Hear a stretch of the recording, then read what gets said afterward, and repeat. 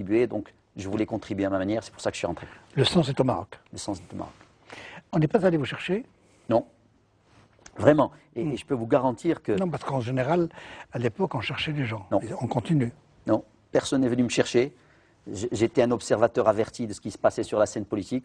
Et un beau jour, je me suis réveillé en me disant, ce que je fais n'a plus tellement de sens, de vendre des logiciels, de convaincre des entreprises d'acheter des solutions Microsoft. Par contre, ce qui se passe au Maroc a beaucoup plus de sens. Et j'ai décidé de rentrer. Le pot de départ est mémorable. Oui, oui. On vous a offert un short. Alors justement, on m'a offert un short. Et en fait, mon boss à l'époque prend la parole, me remercie pour tout le travail. Et puis dit voilà, je voulais offrir un cadeau à Ahmed qui représente sa personnalité. Et moi qui connais Ahmed depuis des années, je lui ai offert ce short. Et en fait, c'était un short d'un boxeur poids lourd, signé par Mohamed Ali, par Fraser, par tous les grands noms de Foreman, etc. Et pourquoi? Parce qu'il a dit, Ahmed, c'est un street fighter, c'est un combattant de rue, quoi. Donc voilà. Un casse-cou. Voilà, peut-être ça un militant. Voilà, quelqu'un qui se bat, voilà. En 2005, vous appartenez au groupe Moulay Hafid Alami. Auparavant, vous avez créé une société de business angel. Voilà, quand je suis rentré, je me suis dit, parce que j'arrive sans parachute, et je me dis, tiens, qu'est-ce que je peux faire? Et à l'époque, j'avais des contacts avec certains chercheurs qui étaient dans des universités ou ailleurs, et qui avaient des idées assez prometteuses, mais qui n'arrivaient pas à trouver le financement. Et cette partie-là manquait, ce qu'on appelle le business angel, c'est des gens personnels, c'est des personnes qui croient et qui investissent dans ces idées-là. Et donc j'ai créé une petite société qui s'appelle Advanced Scientific Development, qui a investi pour promouvoir certaines idées qui me semblaient innovantes. Donc, par exemple, une combinaison entre une huile essentielle et un médicament qui est dans le secteur, dans le public, qui est tombé dans le public, pour en faire un médicament plus je dirais, efficace contre les résistances bactériologiques, par exemple. J'ai investi aussi dans une méthode pour calculer la radioactivité. Vous voyez, donc ces gens-là n'avaient pas d'argent. Il y a des brevets qui ont été déposés. Combien de brevets? Il y en a à peu près 4. Il y en a 4 aujourd'hui. 4. Mais d'abord, si vous voulez, cette période-là était intéressante parce que très stimulante du point de vue intellectuel. Mais vous savez, quand les chercheurs travaillent, vous n'êtes pas derrière eux. Comment est la recherche au Maroc? Elle est dans un état, franchement, qui n'est pas des plus reluisants. Parce qu'il y a encore beaucoup de choses à faire de ce côté-là. Et c'est un des points d'avenir. Et juste, Hamid, à titre d'anecdote, moi, j'avais ce qu'on appelle, vous savez, il y a l'angoisse du dimanche soir, quand j'étais à cette époque-là. C'est-à-dire, ce sont les gens qui ont angoisse parce que le lundi, ils commencent à retravailler. Moi, j'avais l'angoisse du dimanche soir parce que le lundi, je n'avais rien à faire. Parce que financer les chercheurs, ce n'était pas tous les jours qu'on faisait ça. Il y avait des périodes de pointe où on discutait avec eux ou avec les avocats. C'est pour ça que vous allez à la holding. Et c'est pour ça que je vais à la holding de Moulay Hafid Alami, qui me fait une proposition à l'époque. Et vous travaillez avec une centralienne? Rita Hlou, qui est une amie, et on était 2 DG de la holding, et ça s'est très bien passé. Donc il y a de l'assurance, de l'informatique? De l'assurance, de l'informatique, de l'informatique, des call centers, vraiment de la distribution. Donc un groupe très... Vous avez gagné beaucoup d'argent? Écoutez, j'ai gagné convenablement ma vie. J'ai gagné convenablement ma vie, et franchement... C'était mieux payé que Microsoft? Non, Microsoft, c'était mieux payé, ça c'est clair. En 2005, là, c'est moins bien payé, congrès du SFP. Oh, on n'avait pas besoin d'être payé, si vous voulez. Moi, comme je vous l'ai expliqué, je suis tombé dedans quand j'étais petit.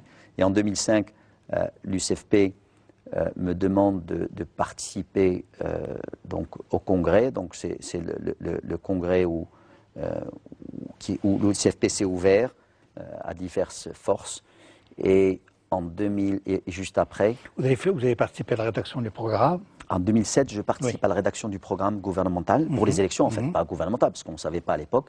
Donc j'étais une des personnes chargées du programme économique, et je pense que nous avons fait un bon travail. Un contact avec le palais, c'est à travers, en 2006, à travers Mziane Belfri, Allah yarhamou. Allah yarhamou, il vous a contacté lui. Qui était un homme d'État, me contacte en 2006. Mais ce n'était pas le palais, c'était lui qui me contacte pour me dire c'est Ahmed, et alors je me suis posé la question, c'était quoi? Vous êtes enfui régulièrement, on vous attrape, il vous a proposé. Et il me dit, tu vas être nommé au Conseil supérieur de l'enseignement. Et franchement, une demi-heure plus tard, c'est Sejto qui m'avait appelé à l'époque pour me dire, voilà, vous êtes au Conseil supérieur de l'enseignement. Et j'ai milité au sein de ce conseil parce que j'estime que l'enseignement est une priorité. En 2007, vous rentrez au gouvernement. Comment s'est passé votre recrutement? Vous étiez à Intéressant. Paris? Oui. Intéressant. J'étais à Paris avec les enfants. J'avais amené la petite à Disney. Et je reçois un appel de Si Mohamed Yazri qui me dit, voilà, nous allons participer au gouvernement et je voudrais que tu en sois. Et donc, bien sûr, on ressent un pincement de cœur. Et il me dit, voilà, et je voudrais que tu sois au ministère de l'Emploi. Et là, franchement, j'ai été un peu surpris en lui disant, mais pourquoi le ministère de l'Emploi et le ministère de l'Industrie? Parce que c'est là où je pensais. Il me dit non, le ministère de l'Industrie, il y a un autre de nos camarades qui va le prendre, ce que je comprenais parfaitement. Et donc, c'est le ministère de l'Emploi. Et là, je lui demande du temps pour réfléchir parce que, franchement, j'étais absolument surpris par cette proposition. Et il me dit très bien, mais tu me rappelles dans maximum 2 heures, ce que je fais. Je le rappelle au bout de 2 heures pour lui dire que je déclinais son offre, que j'étais un militant de l'UCFP. Et donc, il y aura d'autres occasions, mais je ne pensais pas pouvoir rendre service au pays en tant que ministre de l'Emploi. Et donc, pour moi, l'affaire était réglée. J'étais ministre pendant 2 heures et après, je ne l'étais plus. Donc, j'ai passé une soirée tranquille. Le lendemain, j'étais dans un café Internet en train d'essayer de trouver un endroit où je voulais aller. Puis le téléphone qui sonne et je vois Mohamed Yazri. Donc, je me suis dit, tiens, peut-être qu'il y a du nouveau. Et cela, c'est Mohamed m'annonce que j'allais devenir ministre de l'Industrie. Il voulait mon CV, donc que je lui ai envoyé très rapidement. Qu'est-ce qui s'est passé? Honnêtement, j'en sais rien. On devine. Celui qui a été proposé a été retoqué. Après, c'est la procédure, je pense, classique. On doit proposer plusieurs noms et donc il y en a qui passent, d'autres qui ne repassent pas. Là, vous êtes au gouvernement. On ne vous voit pas très bien parce qu'il y a la foule. Exact. Gouvernement qui a fait beaucoup de choses. Hein. Juste à titre d'information, nous avons eu les chiffres de 2011. La croissance en 2011 a été de 4,9%. 4,9%. Oui. Et donc, dans une année très difficile. Oui, là, c'est avec Sa Majesté. Et je crois que j'étais en train de lui montrer un outil technologique qui est en fait le Kindle, qui est un livre électronique. Après la présentation de Maroc numérique. Le gouvernement précédent était un bon gouvernement? Moi, je pense qu'il y avait de très bonnes individualités dans ce gouvernement. Malheureusement, on a péché sur 2 choses.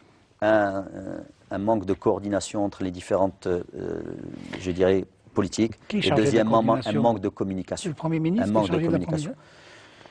Écoutez, normalement, oui, ça devrait être le Premier ministre. Vous avez éprouvé le besoin de légitimité électorale, bien que vous soyez tombé dedans quand vous étiez petit, et vous cherchez le suffrage des concitoyens à Fès. Oui. Ça, c'est la campagne électorale. Oui, j'ai fait une campagne électorale à Fès en novembre 2011. Et franchement, j'ai fait une superbe campagne, superbe dans le sens que je suis allé à la rencontre de tout le monde.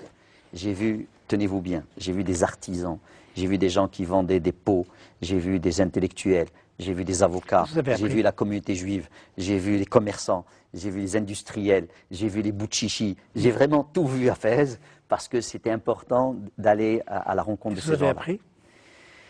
J'ai appris plusieurs choses. La première, et franchement c'est celle qui est la plus marquante, c'est que les gens ne font pas la différence entre travail d'un député et un travail local. C'est-à-dire qu'au lieu d'avoir un député, normalement c'est de la représentation, là ils veulent de l'intermédiation.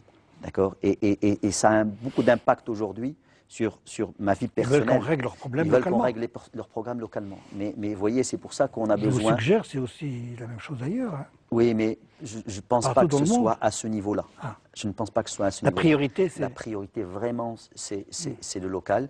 Et la deuxième des choses que j'ai découvertes, c'est que vraiment les gens vivent dans des conditions très difficiles dans certains quartiers. Très, très difficiles. Et il leur faut beaucoup de courage pour continuer à affronter ces conditions-là tous les jours. Vous avez créé une permanence, ce qui ne se fait pas souvent. Oui, alors c'était une de mes promesses de campagne, c'est de créer une permanence. Et j'ai recruté, donc j'ai loué un local, j'ai recruté quelqu'un, j'ai même 2 personnes qui travaillent, et les gens vont, la dernière fois j'ai fait le point, je crois que c'était la semaine dernière, en un après-midi il a reçu 23 personnes, d'accord, pour vous dire, qui sont venues parler. Vous répondez aux demandes? Écoutez, je réponds autant que je peux. Je réponds autant que je peux et comme je vous le dis, c'est vraiment des demandes qui sont soutenues et nombreuses. Le temps passe, hélas. Je voudrais quand même qu'on parle en 2 mots de votre famille. Vous êtes marié. Oui, alors c'est Rgdagui Soumia qui est ma femme. Et il y a... Elle fait du coaching, non? Oui, elle est coach professionnelle pour enfants en fait. Elle s'est spécialisée. C'est moi qui lui avais conseillé de se spécialiser dans ce créneau-là. J'ai Rita qui, elle, est en France. Kenza qui est au Maroc. J'ai Simo qui est en Suisse. Simo, c'est Mohamed. C'est Mohamed qui est en Suisse. Et Camille qui est en Angleterre. Donc vous voyez, même eux c'est une famille internationale. Cette émission prend fin, mais quand même, je voudrais qu'on prenne 2 minutes pour que vous nous donniez l'état du Maroc. Comment vous voyez le Maroc? Moi, je pense qu'aujourd'hui, le Maroc est à la croisée des chemins. Nous avons d'un côté une opportunité extraordinaire quand on regarde ce qui se passe dans ce pourtour de la Méditerranée pour vraiment faire un saut en avant réel, parce que, malheureusement, il faut le dire, nos concurrents dans cette région-là, qui sont l'Égypte, qui sont la Tunisie, connaissent eux des problèmes réels. Et donc nous pouvons utiliser cette opportunité pour construire une vraie économie, une vraie industrie, une ouverture, services, etc. Alors justement, c'est ça ce qui nous manque. À mon avis, d'abord, il faut que nous, on ait cette stabilité aujourd'hui, d'accord? Elle est relative, on l'a, d'accord? Mais nous avons quand même beaucoup de mouvements sociaux qu'il faut que... mais la stabilité institutionnelle, non, elle existe. La stabilité institutionnelle est très forte. Depuis la Constitution. Absolument. La stabilité institutionnelle est très forte. Jamais la monarchie n'a été aussi forte. Absolument. Jamais l'adhésion n'a été aussi absolument. Mais moi, je parlais plutôt de stabilité dans la rue, de stabilité sociale, si vous voulez. Mais pas de stabilité institutionnelle. Ça, elle est claire. Et donc, si vous voulez, de ce côté-là, il faut qu'on ait cette stabilité. Deuxièmement, il faut qu'on soit tous alignés. Il faut qu'on soit tous en train d'aller vers le même endroit. D'accord? C'est le moment où tous les gens peuvent prouver leur nationalisme, si vous voulez. Que ce soit le gouvernement, que ce soit les partis, que ce soit les syndicats, d'accord? Et que ce soit la population. Qu'on ait un modèle. Il faut qu'on ait... Oui, moi j'adore le modèle asiatique, Singapour.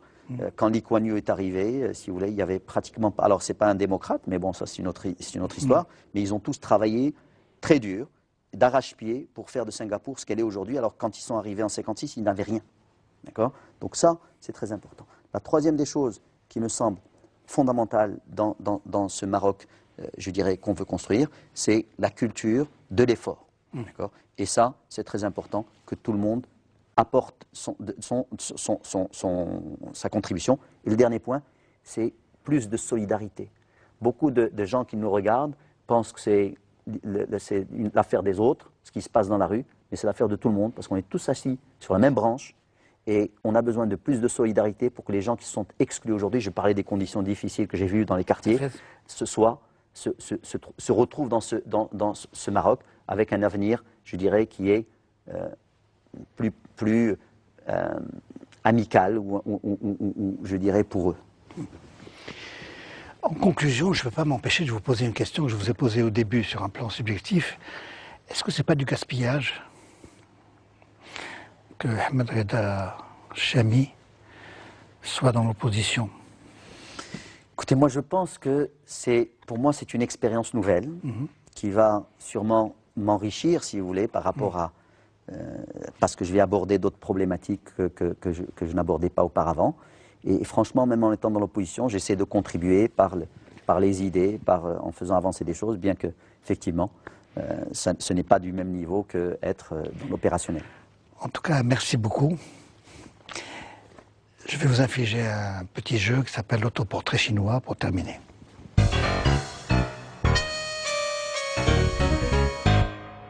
Ahmed Reda Chami, si vous étiez un animal? Une abeille, parce qu'une abeille, elle est industrieuse, elle travaille, elle est libre aussi, puisqu'elle va là où elle veut, et elle pique aussi quand on l'attaque. Un arbre? Un saule pleureur, parce que chez mes parents à Fès, il y avait un magnifique saule pleureur, ça me rappelle ma jeunesse. Une fleur? Une rose, parce que c'est le symbole de l'amour, et on ne peut pas faire grand-chose sans amour. Un pays d'Asie? Singapour. Pourquoi? Parce pour les raisons que vous avez dites plus haut. Pour les raisons que j'ai dites plus haut, parce que c'est vraiment un symbole magnifique, ou un exemple magnifique d'un pays qui n'a rien, qui arrive, qui devient un des meilleurs pays au monde. Un chanteur? Jacques Brel et Kulthum. Ah. Jacques Brel parce que c'est un poète magnifique qui a tout chanté, et Kalthoum parce que quand je l'entends, ça me fait vibrer. Et c'est Kalthoum. Un péché. La luxure. Franchement, à choisir, autant choisir celui-là. Une vertu. L'honnêteté. L'honnêteté. Pour moi, c'est très important. Il vous reste à poser la question que vous auriez aimé qu'on poser ou que j'aurais dû vous poser. Allez-y, votre question. Ma question, en fait, elle part d'un constat, c'est que le Maroc, pour devenir un pays développé un jour, doit absolument améliorer son enseignement. Parce que l'enseignement donne cette égalité de chance à tout le monde. Et aujourd'hui, malheureusement, nous ne sommes pas sur la bonne voie. Et donc, la question que je me pose, c'est qu'est-ce qu'il faudrait pour que tous les Marocains puissent, je dirais, laisser tout leur égoïsme de côté. Et je parle vraiment de tous les Marocains, que ce soit des personnes ou des institutions, pour travailler ensemble à un véritable projet de réforme de l'enseignement. Merci, Ahmed Rida Chami. Merci, madame. Merci, monsieur, de nous avoir suivis. Vous pouvez nous écrire comme d'habitude, vous connaissez l'adresse, mais encore 2m.tv.